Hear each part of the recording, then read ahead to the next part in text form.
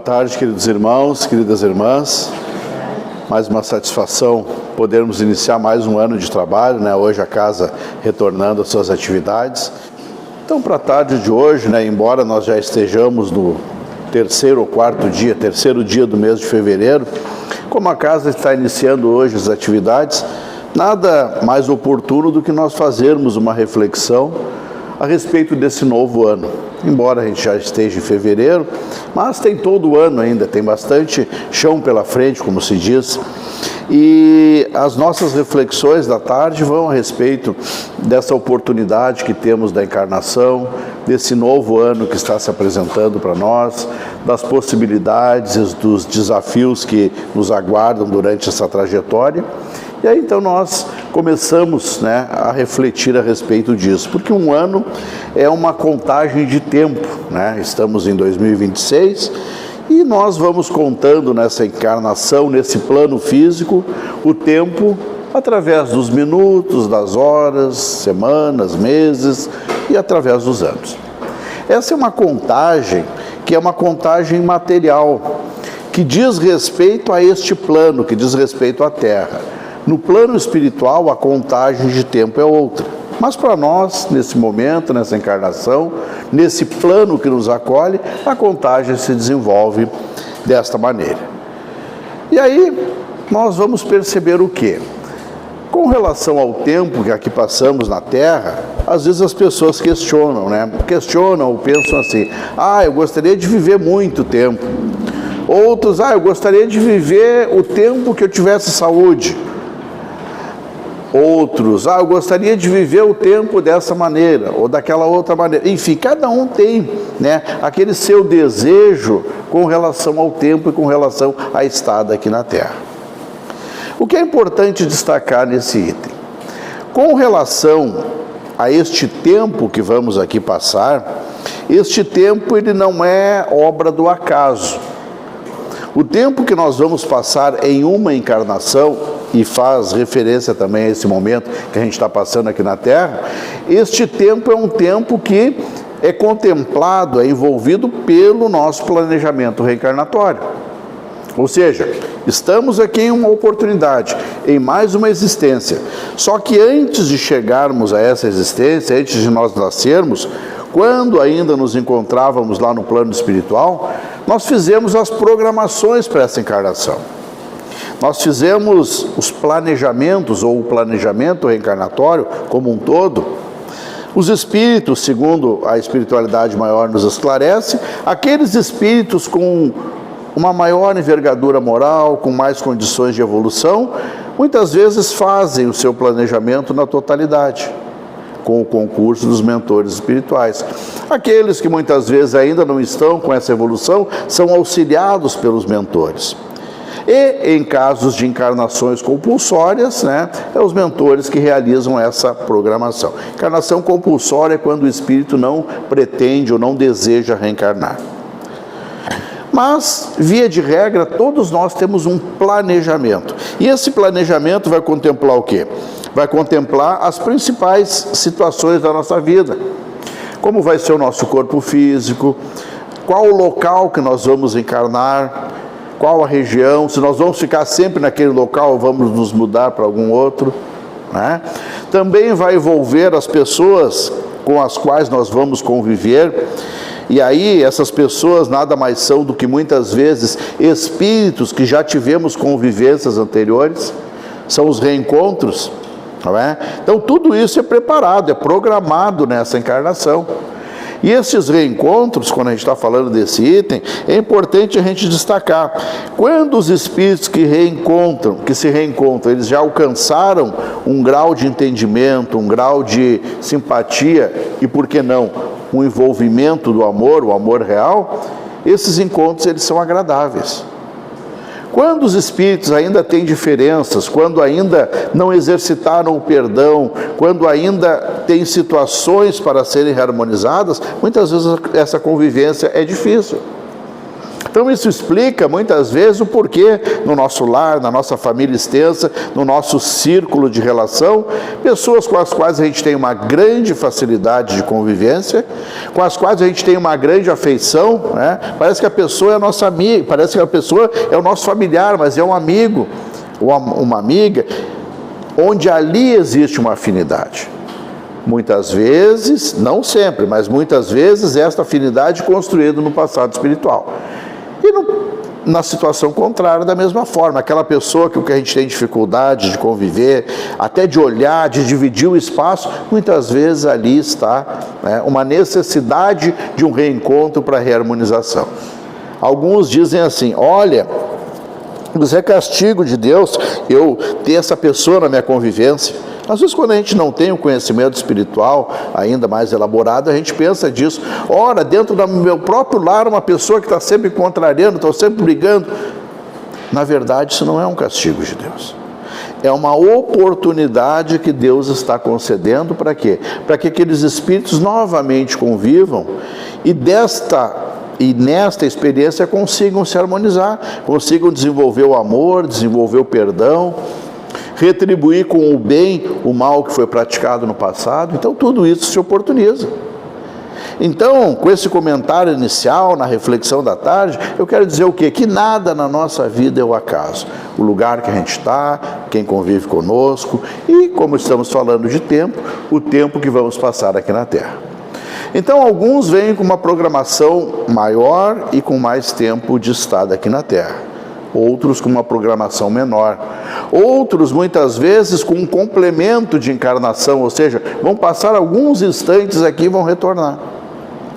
Mas o que é importante a gente entender, desde que o processo da partida, o processo da morte, seja um processo natural que não tenha sido provocado, isto está, quando ocorre dessa maneira, sem ser provocado, isto está de acordo com a programação daquele espírito.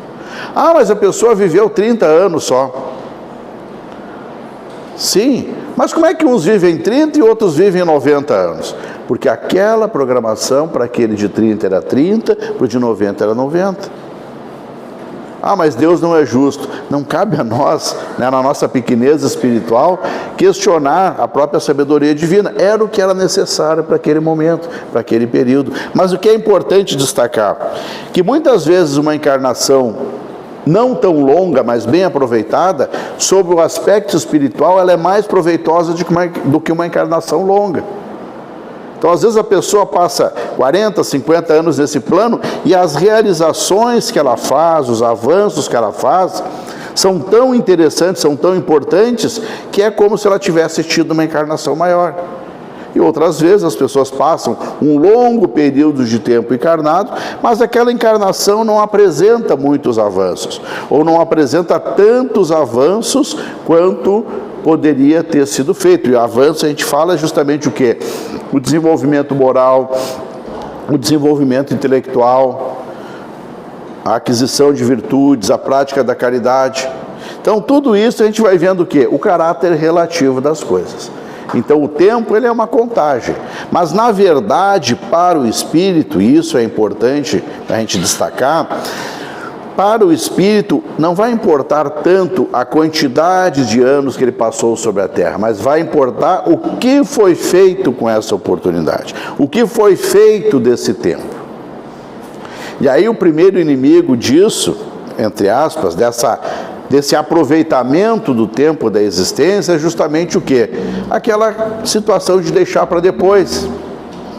Tem até um nome bonito aí que o pessoal fala, procrastinação. É empurrar com a barriga, deixar para depois. Depois eu faço, depois eu vejo. Muitas vezes vai chegando ao espírito encarnado aquilo que ele programou lá na parte espiritual. Olha, em tal período de tempo vai surgir uma situação, uma oportunidade de trabalho, uma oportunidade de crescimento, um desafio perante a vida, algo que exija e que exige do espírito alguma modificação, algum esforço extra. E às vezes isso ocorre no campo material, no campo do trabalho voluntário, no campo da própria mediunidade. E às vezes isso chega para o espírito e se ele não está consciente, de que aquilo que chegou para ele é porque é o momento, para ele ao menos avaliar aquela situação, às vezes ele acaba deixando passar esta oportunidade desapercebida. Então, às vezes, começa-se lá a manifestação da mediunidade, que mediunidade não é dom e não é castigo. Ela é o quê? Ela é uma ferramenta abençoada que o espírito encarnado recebe nessa existência para, através desse processo de intercâmbio mediúnico, praticar a caridade de forma gratuita. A gente sempre insiste nisso, de forma gratuita. Não é ferramenta de trabalho, é ferramenta de caridade. E às vezes chega o convite, né, para a mediunidade, os fenômenos iniciais, e aí a pessoa se bloqueia para aquilo. Não é o momento, não quero, não tenho medo, não aceito, e as coisas vão passando. Outras vezes é o convite para estudar, para se modificar, para se agregar num núcleo religioso. E não estamos falando aqui somente de doutrina espírita. Se fala muitas vezes da própria necessidade que o espírito tem de desenvolver em si um processo de religiosidade, um processo de reconexão com Deus. E aí se abre a oportunidade de uma crença religiosa. Pode ser o espiritismo, pode ser outra corrente religiosa que tem o bem por princípio. E aí a pessoa diz, não é o momento agora. Vou deixar para depois. Não gostei de tal coisa. Não gostei disso, não gostei daquilo, não gostei daquele outro. Fui lá, mas não gostei, fui ali, não gostei. E aquela situação às vezes vai passando, vai sendo deixada para depois. Às vezes as pessoas vão fazendo o quê? Vão dizendo, olha, depois eu faço, depois eu vejo, agora eu tenho que me formar, agora eu tenho que estudar, agora eu tenho que isso, agora eu tenho que aquilo. Quando eu me aposentar eu faço. E às vezes a aposentadoria chega e a pessoa tem outras prioridades. Ou a aposentadoria chega e já não tem a saúde que tinha antes. Então por isso a importância de aproveitar o tempo, de aproveitar as oportunidades, de muitas vezes selecionarmos dentro de tanta coisa que a gente tem que fazer o que é prioridade na nossa vida. Porque as coisas divinas, elas não são para depois, quando eu tiver tempo. Muitas vezes nós, como espíritos encarnados, temos muitas necessidades. Necessitamos de um equilíbrio espiritual, necessitamos de um exercício espiritual. O que é o exercício espiritual? É justamente professar nossa fé, nos reunirmos, estudarmos. Esse exercício espiritual também é praticar o bem, praticar a oração, praticar a caridade. Isto é importante para o nosso equilíbrio. E alguns espíritos, e aí sou o primeiro a me incluir, devido a desequilíbrios do passado, necessitam disso de forma mais intensa. Muitas vezes o espírito está encarnado, mas os perseguidores que foram lá no passado espiritual prejudicado, eles estão desencarnados e se instalam processos de obsessão, de uma interferência negativa, de algo visando prejudicar o espírito, tudo com o intuito, muitas vezes, de uma própria vingança espiritual. E ali, então, o que vai ser necessário? O equilíbrio daquele que está naquele momento, para, digamos assim, com o seu desejo de melhoria, ele modificar aquele quadro. Como nos falou Pedro, né? 1 Pedro, lá no Novo Testamento, só o amor apaga a multidão de pecados. Então a gente precisa do amor, da caridade, da mudança, justamente para mudar a nossa vibração, para estarmos mais amparados, mais equilibrados. Claro que o que estou falando até então não é totalidade, não é generalização, mas é uma grande maioria de nós espíritos encarnados. Então por isso a oportunidade da gente aproveitar ela quando ela chega. Por isso a oportunidade de quando a gente é chamado para uma crença religiosa, para um trabalho voluntário, para algo que vai nos fazer crescer, para a gente fazer um esforço, né? E justamente nos engajarmos nessa tarefa, conhecermos, nos aprimorarmos, porque isso também vai ajudar no nosso equilíbrio, vai ajudar na nossa sabedoria, vai ajudar muitas vezes nas nossas decisões. Quando a gente consegue estar mais equilibrado, a gente decide melhor, não é isso? Então tudo isso vai se apresentando, são as oportunidades que vão nos chegando, para a gente bem aproveitar essa existência. Irmãos, falávamos do tempo que a gente fica aqui, em algum momento a gente retorna, isso é a coisa mais certa que tem, em algum momento deixamos esse plano. Viemos com um tempo para aqui estar. Quando a gente retornar, o que vai ter validade? Vai ter validade aquilo que a gente fez.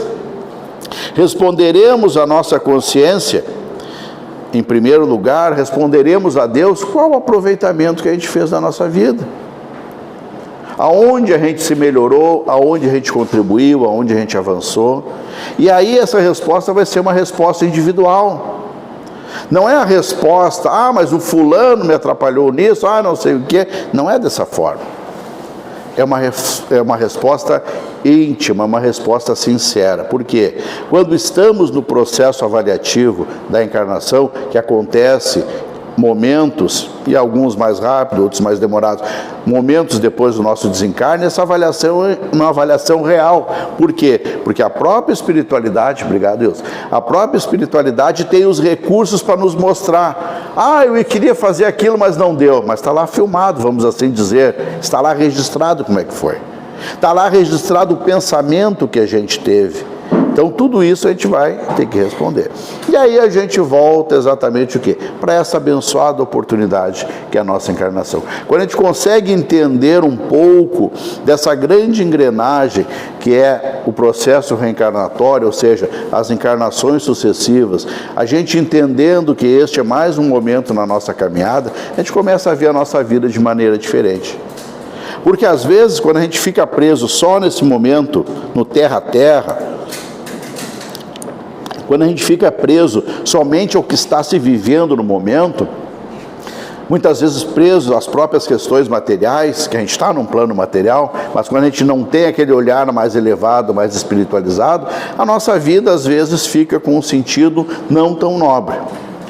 Mas como é que tu quer que eu aproveite a encarnação se a minha encarnação é cheia de dificuldade? Como é que tu quer tal coisa se eu tenho problema de saúde? Como é que eu vou ficar feliz com a minha vida se na minha vida foi só miséria, só desafio, só problema? São perguntas que, se a gente olhar só sobre o aspecto material, fica difícil dar uma resposta. Agora, quando a gente começa a olhar do aspecto espiritual, principalmente com o entendimento que nos dá lá o Evangelho segundo o Espiritismo, capítulo 5, bem-aventurados os aflitos, causas anteriores às aflições, a gente vai perceber o quê? Que o que nós passamos hoje de desafio é construção nossa no passado. Passado nesta encarnação ou encarnações anteriores. Então, primeiro, é uma construção nossa que a gente está experimentando a consequência. Falando de forma bem clara, irmãos, porque a gente não está aqui para fantasiar, e a obra traz exatamente nessa linha. Olha, a dificuldade de hoje é construção do passado. O sofrimento de hoje é construção do passado. Mas não é só o sofrimento pelo sofrimento, a dificuldade pela dificuldade, não. Chega para nós o sofrimento, chega para nós a dificuldade, também com uma tarefa educativa. Também como uma tarefa de propor uma renovação para nós. Muitas vezes nos despertando para buscas, não é isso? Quando a coisa complica, e foi assim quando eu cheguei no movimento espírita há alguns anos, quando a coisa complica, a gente vai buscar algo superior. Não é isso? E aí, então, para o meu problema de saúde, me foi indicado uma casa espírita, eu fui lá, e aí desenvolveu-se toda a minha estada dentro do movimento ao longo dos anos. Mas por quê? Movido pela dor, movido por algo que estava incomodando, por algo que estava fazendo sofrer. E a grande maioria que chega a uma casa espírita, chega dessa forma. E não há problema nenhum em chegar assim. Pelo contrário, isso demonstra sabedoria. Porque quando a gente está com problema, o que a gente busca? A gente busca o recurso. Quando o recurso não está só no material, o que a gente faz? A gente recorre a questões que estão fora da matéria. Olha, o médico não está conseguindo resolver, mas de repente tem um passe, tem um trabalho de cura, tem algum... e a gente vai em busca. Muitas vezes até sem saber bem o que está buscando, mas a gente sai da nossa zona de conforto. Dentro da doutrina espírita, ou buscando outra crença. E este buscar outra crença, ou buscar uma crença, é o quê? É nós nos reconectando com Deus. É nós novamente voltando à conexão com Deus. Conexão movida pela dor, sim, mas foi uma conexão que foi refeita. E essa conexão, ela pode ser continuada e deve ser continuada, mesmo depois que a dor passar. Porque a dor, irmãos e irmãs, a dor é momentânea. Claro que dizer isso para quem está com dor é complicado, né? Mas a dor é momentânea. Ela vai durar um período de tempo. O período de tempo necessário. Necessário para quê? Para a nossa transformação, para expiarmos aquelas situações do passado. Mas principalmente ela vai durar o tempo que é necessário. E em algum momento, como o nosso querido Chico falava, tudo vai passar. O Chico tem um poema, tudo passa, os momentos bons passam, os difíceis passam, ele vai falando a respeito disso. Em algum momento essa dor vai cessar. E quando a dor então cessa ou diminui, o que a gente faz? A gente continua conectado com Deus. Porque aí a gente entende também, através do estudo e através da própria convivência com as informações espirituais, a gente entende que quando nós temos uma dor, mas a gente também está preocupado com a dor do outro, a nossa dor diminui.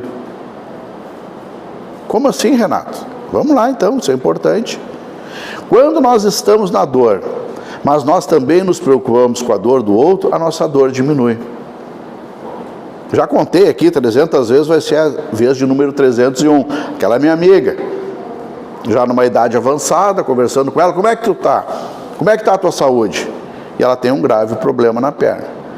Renato, eu estou tão bem, estou me sentindo tão bem. E aí começou a enumerar o que ela fazia. Porque eu estou indo lá tomar café lá no asilo, eu estou levando um bolo, eu estou fazendo isso, eu estou envolvida lá na igreja, fazendo atividades. E aí ela falou tudo que ela estava fazendo e no final ela disse assim, olha só, Renato, eu tenho feito tanta coisa que a minha perna nem tem tido tempo de doer.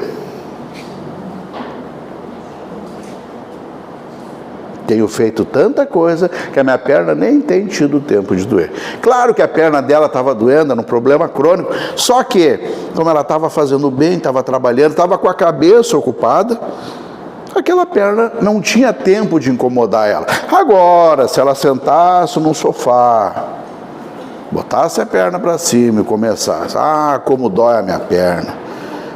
Me lembro quando eu me casei, aquela pessoa assim, aí começa a lembrar as coisas, como já está doendo a perna, vai lembrar o quê? De coisa boa? Não, vai lembrar de coisa negativa. E aí entra numa atmosfera espiritual negativa que só complica mais o problema. Então, quando a gente está com a dor, mas também se preocupa e contribui para diminuir um pouquinho a dor do outro, naturalmente o nosso fardo fica mais leve. E isso a gente vai aprendendo, e isso é oportunidade também para a nossa vida, é oportunidade para o nosso ano, de nós entendermos que tudo aquilo que a gente faz em prol do semelhante, está ajudando o semelhante, mas também de alguma forma esse bem-estar está se refletindo em nós. E aí cada oportunidade que vai surgindo de fazer o bem, o que a gente faz? A gente aproveita. Pequenas contribuições maiores, um sorriso, uma palavra de conforto, um incentivo, uma ajuda material, um carinho, uma oração, tudo isso ajuda. Mas só uma oração, Renato?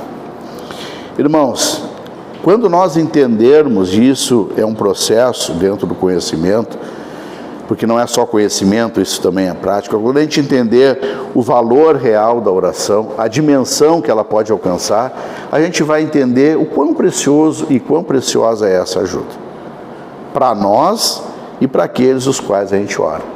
Então a oração, ela é o quê? Ela é energia, e tudo no universo é energia, é uma energia que chega a alguém, que nós emanamos do nosso ser, com esforço, ou seja, o que é a oração? É algo bom que nós estamos tirando de nós em prol do semelhante. Então, isso de alguma forma vai contribuir para aquele bem-estar. Quando a gente ora por alguém que está sofrendo, por alguém que está na dificuldade, às vezes por aqueles que a gente nem conhece, naturalmente nós estamos emitindo coisas boas. E esse bem-estar vai estar em primeiro lugar conosco. E também vai chegar aonde deve chegar. Por quê?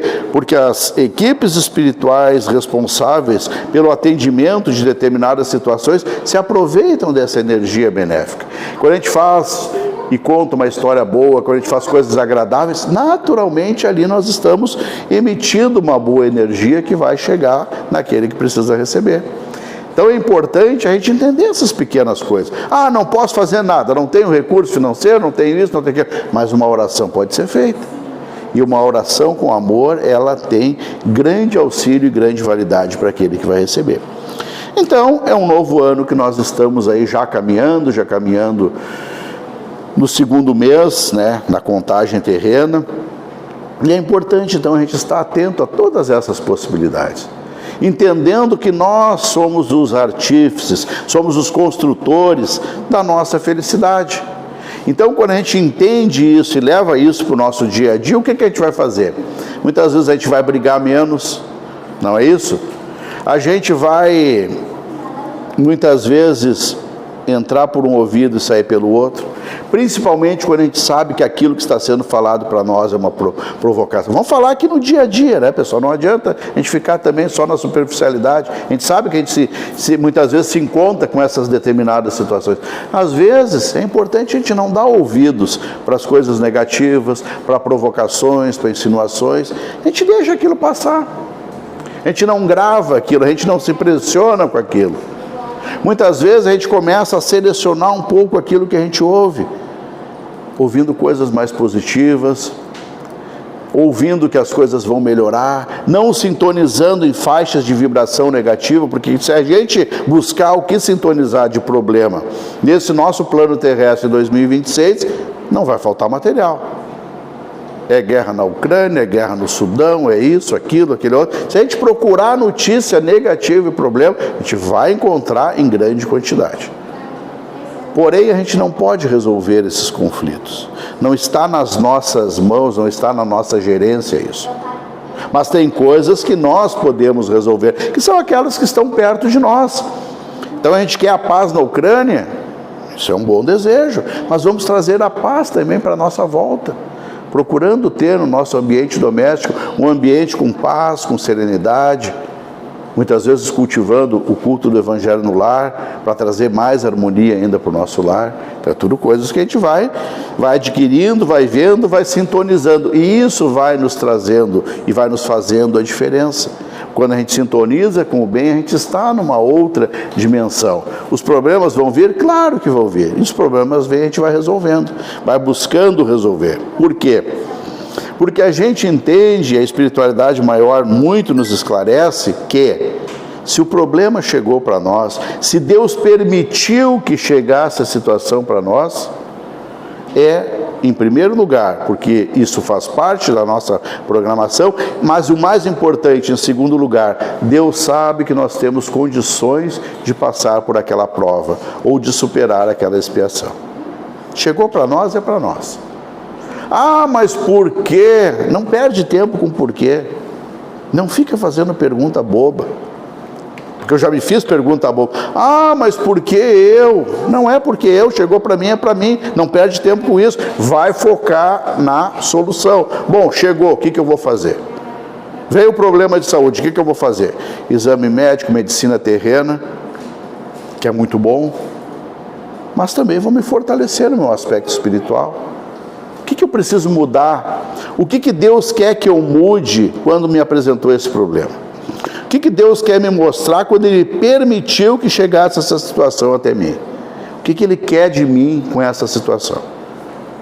E isso não é eu que vou responder, é Deus que vai me responder. Como é que nós vamos fazer? Vamos perguntar isso a Deus. Meu Deus, numa conversa sincera, numa oração sincera, franca, meu Deus, chegou para mim, o que Tu quer que eu faça? Por que aconteceu isso? Mas o que eu preciso fazer para superar essa situação? O que Tu quer me mostrar? O que eu preciso mudar?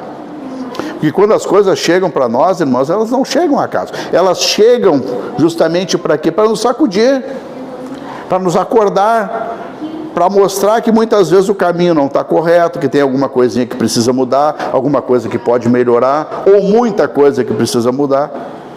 E chega para nós, a gente vai então aproveitar essas informações, esse momento, para buscar essa mudança. Está indo tudo bem, a vida está boa. Ótimo, siga em frente. Mas quando chegar o desafio, e o desafio é natural que ele chegue, porque estamos num plano de provas e expiações, o que vai acontecer? Quando chegar o desafio, a gente aproveita isso para crescer. Então, esse novo ano não é mais 365 dias que se apresentam, não é uma sucessão de dias, é uma sucessão de oportunidades. É uma situação onde nós, com muita gratidão, agradecemos a Deus por mais um ano poder estar aqui nesse plano, nessa abençoada encarnação, nessa abençoada oportunidade. Porque quando a gente consegue ver a beleza da vida e a grandiosidade dessa oportunidade, a gente começa a desenvolver a gratidão.